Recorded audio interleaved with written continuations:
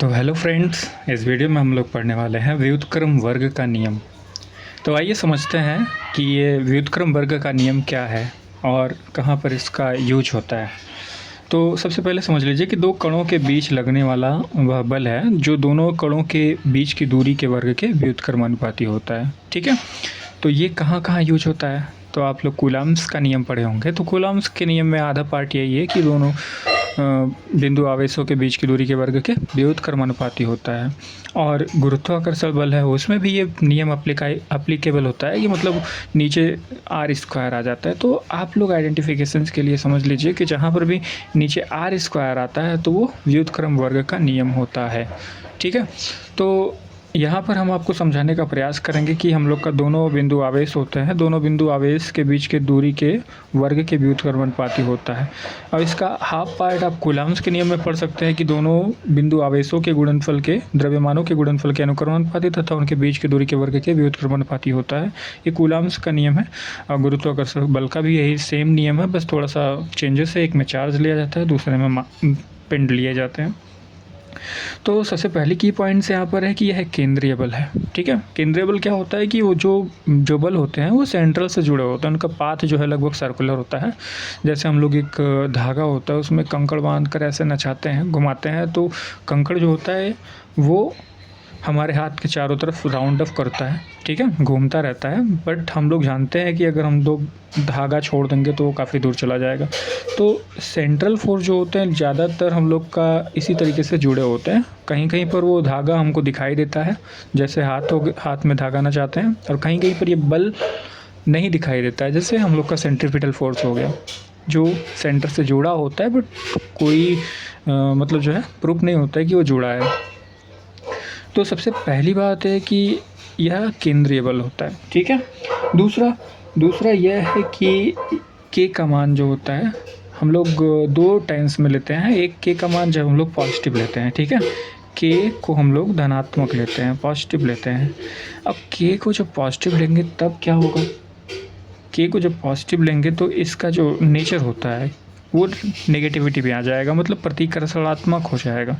क्या हो जाएगा, प्रतिकर्षण करने लगेगा, ऋणात्मक। इसका जो नेचर होगा वो क्या हो जाएगा, प्रतिकर्षणात्मक हो जाएगा।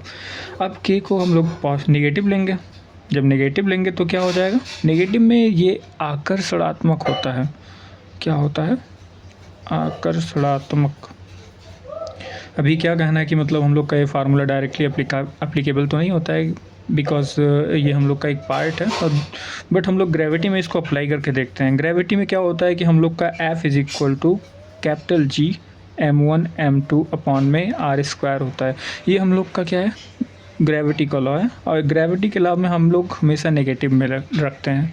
क्यों, क्योंकि ये आकर्षणात्मक है। तो जब भी हम लोग नेगेटिव साइन देखते हैं तो ये कौन सा लॉ कैसा कार्य करता है, इसमें आकर्षणात्मक कार्य है। ठीक है, अगर ये पॉजिटिव हो गया, जैसे कि हम लोग का कूलम्ब्स लॉ हो गया 1/4 pi epsilon 0 Q1 Q2 upon r square, यहाँ पर हम लोग नेगेटिव साइन नहीं लिए हैं।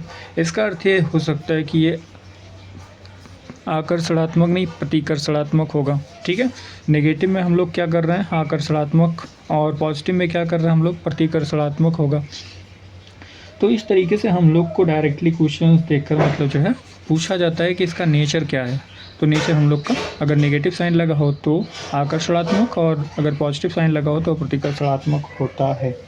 अब ये होगा कि जैसे दो सजातीय आवेश हमेशा प्रतिकर्षणात्मक होते हैं, दो विजातीय आवेश हमेशा आकर्षणात्मक होते हैं। उसमें माइनस जो होता है ना, माइनस, उस माइनस की वजह से ही मतलब जो होता है आकर्षण होता है।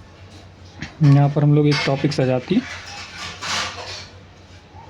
और विजातीय भी पढ़ चुके हैं, देख चुके हैं मतलब। तो हम लोग का ये हो गया।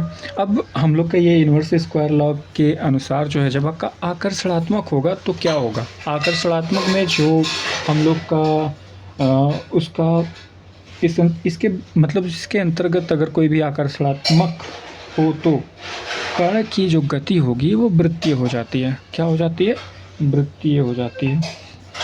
तो कण की गति ले लेते हैं, कण की गति। अगर आकर्षणात्मक, इसको हम लोग शॉर्टकट ले रहे हैं, और यहाँ पर हम लोग आकर्षणात्मक का अर्थ हम लोग का होगा नेगेटिव, यहाँ पर हम लोग नेगेटिव रख देंगे, ठीक है।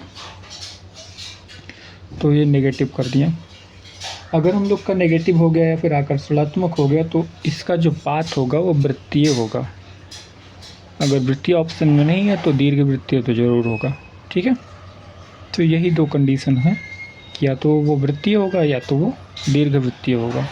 अगर वो प्रतिकर्षणात्मक है यानी पॉजिटिव है, पॉजिटिव में क्या होगा कि उसका जो कण का गति होगा वो अति परवलयाकार में होगा, ठीक है। क्योंकि इसकी स्थितिज ऊर्जा K/R हो जाती है, जो स्थितिज ऊर्जा U होता है वो K/R हो जाता है। जस्ट इसका जो कण का जो गति होगा वो हम लोग का अति परवलयाकार हो जाएगा, ठीक है, परवलयाकार। तो दोस्तों इस टॉपिक में हम लोग के लिए बस इतना ही, नॉलेज काफ़ी है, ठीक है। हम लोग का क्या है, एक बार रिवाइज कर लेते हैं। व्युत्क्रम वर्ग का नियम, व्युत्क्रम वर्ग का नियम कहाँ अप्लाई होता है? ये हम लोग का अप्लाई होता है दो कणों के मध्य जो बल लगता है वो आकर्षण का हो या प्रतिकर्षण का हो, उसके कारण से हम लोग का जो डिस्टेंस में कमी या अधिकता होती है, ठीक है। तो उस पर हम लोग जो है एक नियम निकाले हैं, कण के व्युत्क्रम वर्ग का नियम, ठीक है। तो ये होता है F=K/R²। यह एक केंद्रीय बल है, पॉजिटिव होने पर प्रतिकर्षणात्मक होता है और नेगेटिव होने पर आकर्षणात्मक होता है। यहाँ पर हम लोग एग्जांपल्स ले लिए ग्रेविटी का और कूलॉम्स लॉ का। यहाँ पर नेगेटिव चार्ज है यानी ये प्रतिकर्षणात्मक होगा, आकर्षणात्मक होगा, और ये हम लोग का पॉजिटिव है तो ये हम लोग का क्या होगा, प्रतिकर्षणात्मक होगा।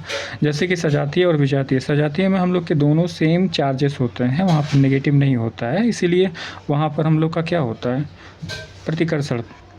और यहाँ पर विजातीय होता है, एक्चुअली यहाँ पर माइनस और प्लस होता है, तो वहाँ पर हम लोग का आकर्षणात्मक होगा, ठीक है। और इस तरीके से हम लोग का आकर्षणात्मक में मतलब जो कण की गति होगी वो क्या होगी, वो वृत्तीय गति होगी या फिर दीर्घ वृत्तीय गति होगी, और अगर प्रतिकर्षणात्मक यानी पॉजिटिव है तो वो अति परवलयाकार होगी। इसमें जो हम लोग का U होता है मतलब स्थितिज बल या फिर स्थितिज ऊर्जा K/R हो जाता है, ठीक है। सो इस वीडियो में इतना ही, मिलते हैं नेक्स्ट वीडियो में, धन्यवाद।